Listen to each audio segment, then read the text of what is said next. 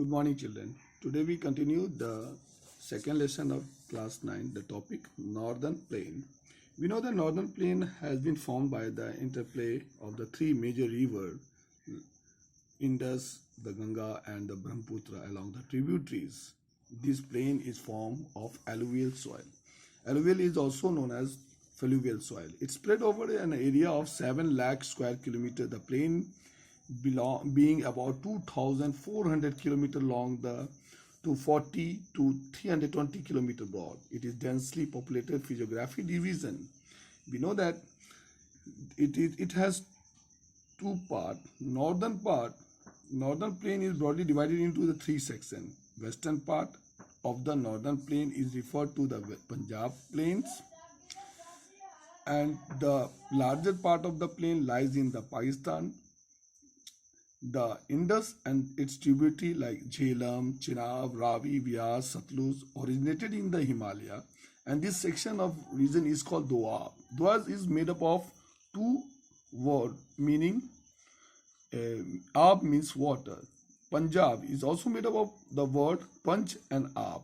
5 river area is called Punjab. The Ganga plain extended between the Ghagra and Tista river.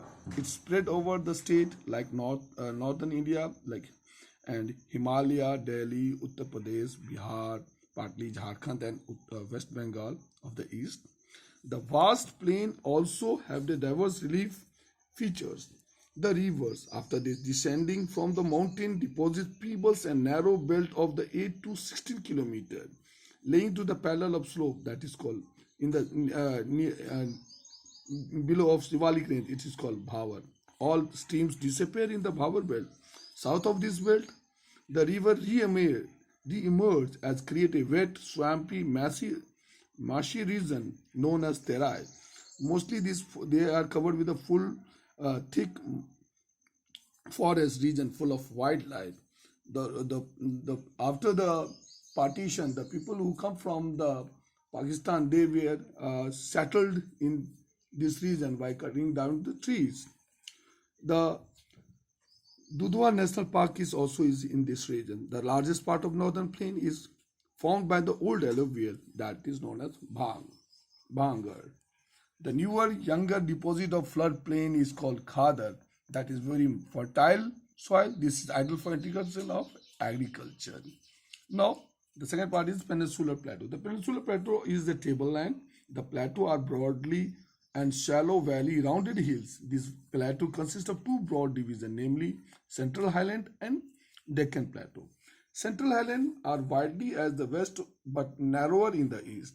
They are parted with three parts: Bundelkhand, the region of Jhansi and other, and the Bahelkhand and the Chota Nagpur region, that the plateau that is the part of the Jharkhand and some partially part of the Bihar.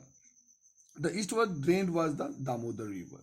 Now the next is Deccan Plateau region is a triangular landmass that lies in the south of the Narmada river. This is higher in the west and slopes gently in the eastward. The Western Ghat and the Eastern Ghat mark the western and eastern edge of the Deccan Plateau respectively. The Western Ghat are higher than the Eastern Ghat. The average elevation of 900 to 1600 meter and against 600 meter of the Eastern Ghat. The Eastern Ghat stretches into the two parts: Mahanadi Valley, Nilgiris in the south.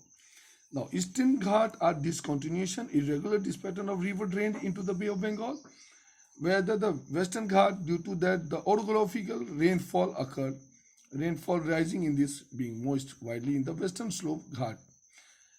Western Ghat highest in the West Ghat, increasing from north to south.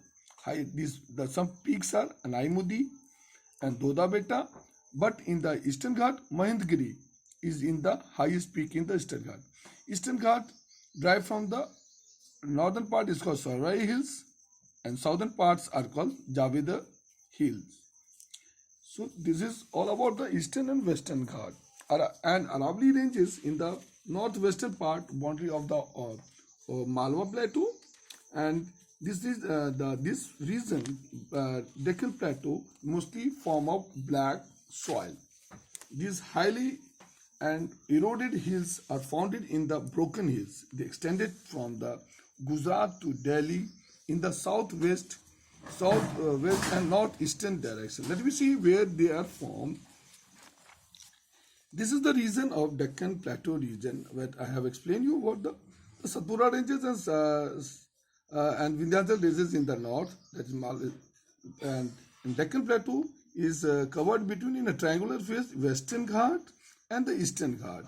So this region is having a Deccan Plateau region. It has black soil. They are drained by the Godavari Krishna river. And the central highland, I have earlier told you, in the west northeastern side is Aravalli Hills and Malwa Plateau, and here is the region called Bundelkhand Plateau, then Baghelkhand Plateau, and the Chota Nagpur Plateau. This complete part is called Central Highland. Let us we continue the next part. The Indian Desert. Indian Desert is lies toward the west of margin of Aravalli Hills and sandy plain covered with the sand dunes. It is lower rainfall below 150 centimeter per year, and stress appear during the rainy season only. Such rivers are one of the largest river is Luni, is only the largest river this season. And Bracken's crescent-shaped dunes covered large area of longitudinal dunes. It is near the Indo-Pak boundary. And Jaisalmer is, we can see the moreover this Bracken. That's all. We can continue in the next class.